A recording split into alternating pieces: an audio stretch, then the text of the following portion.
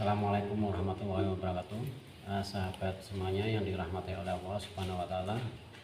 Alhamdulillah saya bisa sowan hadir bertafakur bermunajat kepada Allah Subhanahu wa taala di pusaran petilasan. Kalau orang umum membicarakan makam, cuma ini petilasan. Saya lihat ini untuk transit beliau yang namanya Mbah Kanjeng Syekh Abdurrahman ataupun Mbah Wali Kulur yang terletak di Desa Wonokerto, Kecamatan Bandar, Kabupaten Batang. Beliau adalah seorang penyebar agama Islam, syiar agama melalang buana transit, ada yang di daerah Wonotunggal.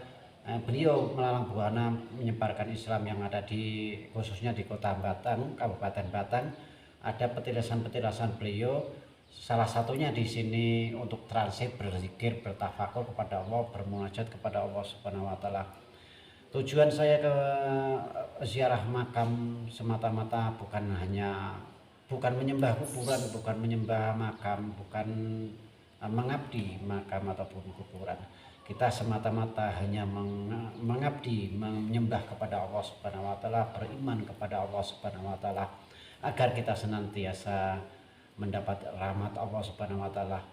Dan sehingga yang pertama tujuannya kita bisa edukasi, memperkenalkan makam leluhur kita, sejarah-sejarah makam aulia wali Allah yang ada di Nusantara ini, khususnya di Kota Batang, Kabupaten Batang, agar generasi penerus bangsa nggak kepaten obor ataupun kehilangan sejarah. Tujuan yang pertama yaitu kita agar selalu introspeksi diri bahwasanya semua yang hidup pasti akan mati, kita juga akan mati.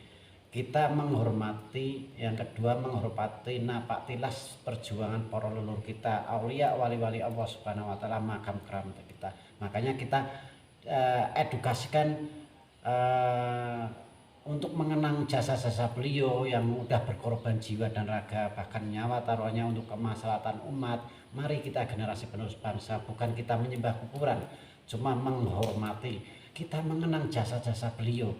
Kalau kita nggak mengenang ataupun kehilangan sejarah, kita nanti akan jadi bangsa yang kerdil, bangsa yang nanti bisa dikalahkan oleh negara lain. Jangan sedikit syirik dan sesatnya, kita dikeluarkan konteks syirik dan sesatnya. Rasulullah SAW pernah juga berziarah ke makam kuburan orang yang meninggal, didoakan, dikasih potongan daun kurma. Itu juga dilakukan ziarah kubur, ziarah makam, itu Rasulullah sudah melakukannya. Kalau kita bicara bid'ah, ya namanya bid'ah itu banyak, bid'ah dolalah dan bid'ah hasanah. Yaitu yang pertama, kita nggak usah lebar-lebar, panjang lebar ke sana-sana, cukup Al-Quran saja. Rasulullah nggak pernah melakukan menulis mushaf. Quran itu nggak pernah ditulis, maka dibentuk menjadi Quran itu mushaf. Al-Quran dituliskan menjadi mushaf, yaitu apa? Digagas oleh Sayyidina Umar, sahabatnya, Sayyidina Utsman, Sayyidina Ali bin Abi Thalib yang menjadi mantunya juga, menjadi anaknya. Maka kita jangan kerdil, pemahaman ilmu agamanya kita harus diperluas lagi, diperdalami lagi lebih dalam dan benar, agar kita nggak selalu menjustis ataupun bernarasi serba syirik. Kalau kita belajar tentang itu, insya Allah kita akan bijaksana menyikapinya. Bahkan kita nggak, kalau membicarakan syirik, kita minum obat bodrek, percaya dengan obatnya tersebut bahwa obat itu manjur, itu udah syirik. Hanya Allah yang bisa mengobati kita, penyakit kita. Kita pergi ke kiai terus minta doanya, kita percaya, terus menganggap doa kiai tersebut, ulama tersebut, ustadz tersebut doanya manjur, kita udah percaya sama kiai tersebut doanya, kita itu juga syirik kepada makhluknya. Maka pahamilah kata-kata syirik. Pergi ke dukun, kalau tujuannya innamal a'malu binniyat, segala perbuatan itu tergantung niat kita, bukan karena sesuatunya. Asal tujuannya baik, kita support. Maka mari kita sebagai generasi penerus bangsa, khususnya yang muda-muda, jangan sampai kita kehilangan sejarah-sejarah kita yang penting, yang sangat hebat, yang sangat luar biasa para leluhur kita. Jadi bukan siapa-siapa lagi. Kalau bukan kita, siapa lagi yang menjaga? Mari kita jaga dan rawat cagar budaya makam leluhur kita, makam keramat aulia wali Allah Subhanahu wa taala yang ada di Nusantara ini, agar kita nggak kehilangan sejarah yang sangat hebat. Jangan sedikit menyalahkan amalia orang lain. Kita belajar pada diri sendiri gimana caranya agar lebih baik dari yang kemarin dan yang kemarin lagi. Yang kedua, bahwasanya kita suatu saat akan mati. Kata-kata makam ini, kuburan ataupun petilasan itu hanya jasad yang dipendam. Makam itu namanya derajat, bahasa Arabnya makom. Makam itu kan suatu bentuk tingkatan derajat manusia di hadapan Allah Subhanahu wa taala. Bahwasanya seorang wali begitu mulianya di hadapan Allah. Buktinya orang awam udah menilai beliau udah meninggal, tapi tempat keramatnya disiarahi beribu-ribu manusia, bahkan menghidupi manusia yang jualan.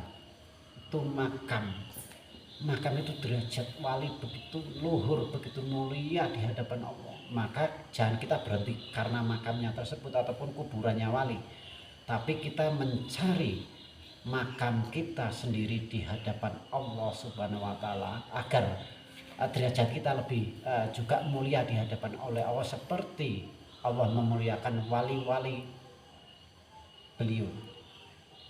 Jadi kita juga ingin mulia di hadapan Allah, bukan mulia di hadapan manusia. Gimana caranya? Tafakkur, bermunajat kepada Allah. Kata Allah, berzikirlah, uslah di tempat yang sunyi, sepi, untuk mendekatkan dirimu pada diriku. Itu Allah yang menyuruh, bukan berarti ziarah ataupun berzikir di makam nggak boleh. Berzikir harus di musola, di masjid. Itu pola pikir yang dangkal. Ngajinya, belajar ilmu agamanya masih kurang jauh, masih kurang dalam, dan harus lebih benar lagi. Karena berzikir itu bukan masalah di masjid ataupun di musola, di hutan, di laut, di tengah kuburan, itu sah-sah saja asal badan kita bersih, tanpa najis. Khususnya batin kita jangan sampai najis juga. Pola pikir yang dangkal seperti itu, maka kita jangan pernah hadir di dalam batin kita. Belajar ngaji, belajar agama lebih dalam, seperti berenang di permukaan sungai. Jangan cuma permukaan, selamilah sungai tersebut, di dalamnya sungai itu ada apanya lagi, biar kita lebih bijaksana dalam menyikapi kehidupan di dunia ini, di alam semesta ini, bumi ciptaan Allah Subhanahu wa taala, rahmatan lil alamin, kasih sayang alam semesta. Allah itu enggak membedakan hambanya, Allah itu enggak membedakan makhluknya. Kenapa kita yang berlumur dosa membedakan aliran sana, aliran sini, bahkan menilai orang Kristen itu jelek, kita yang merasa paling benar? Allah Subhanahu wa taala berfirman kepada umat Islam, orang yang beriman, ya ayuhan nasu taqullah, hai orang-orang yang beriman, bertakwalah kamu kepada Allah. Selain Islam, Allah pun berfirman, ya ayuhan nasu taqwa na'budu rabbakum, hai hambaku, sembahlah kamu kepada Tuhan. Orang Kristen, Tuhan yang esa. Esa itu berapa? Satu. Kalau kata Allah, yaitu aku sendiri. Terus Buddha, Sang Yang Widi, penguasa alam semesta. Kata Allah Subhanahu wa taala, yang menguasai alam semesta itu siapa kalau bukan diriku? Kata Allah, sombong adalah bagian Allah, bukan kita sebagai makhluk yang lemah. Kalau ada orang yang angkuh, dinasehatin, dikasih meluruskan bareng-bareng, ayo, tapi nggak pernah, malah angkuh, malah kadang sifat itu membenci yang menasehati, kalah sama iblis. Iblis itu udah pernah masuk surga, diusir dari surga gara-gara kecongkaan, angkuhnya, sombongnya. Lah kita hamba yang penuh berlumur dosa, belum pernah menikmati yang namanya surga akhiratnya, tapi kita udah congkak sombong pada sesama. Ingat, kita sadar diri, kita hanya numpang. Dunia ini hanya jembatan menuju akhirat. Maka jangan hiasi, jangan bikin istana di jembatan. Nggak mungkin suatu jembatan yang kecil dibikinkan istana. Nanti urusan istana surgawi dari Allah Subhanahu wa taala. Maka kita belajar untuk bijaksana dalam menyikapi alam semesta. Kita beribadah bukan karena surga, kita beribadah bukan takut ke neraka, tapi kita ibadah hanya Engkau ridhamu ya Allah. Jangan pernah kau palingkan mukamu kepadaku ya Allah. Seandainya saya beribadah kepadamu hanya minta ridhamu, saya enggak peduli antara neraka dan dosa. Masuk surga saya enggak peduli, masuk neraka saya enggak peduli. Hanya ridhamu, lillamu yang aku minta darimu ya Allah. Cukup sekian, mari kita bahwasanya kita generasi penerus bangsa, agar kita nggak kehilangan sejarah. Mari jaga dan rawat cagar budaya situs keramat makam aulia yang ada di Nusantara ini, khususnya aulia Allah ada di Nusantara ini. Kalau bukan siapa lagi, kalau bukan sekarang kapan lagi. Cukup sekian, apabila ada kata-kata kurang berkenan bagi semuanya, saya mohon maaf yang sebesar-besarnya. Saya Ustadz Surya Lapsi. Wabillahi taufiq wal hidayah. Wassalamualaikum warahmatullahi wabarakatuh.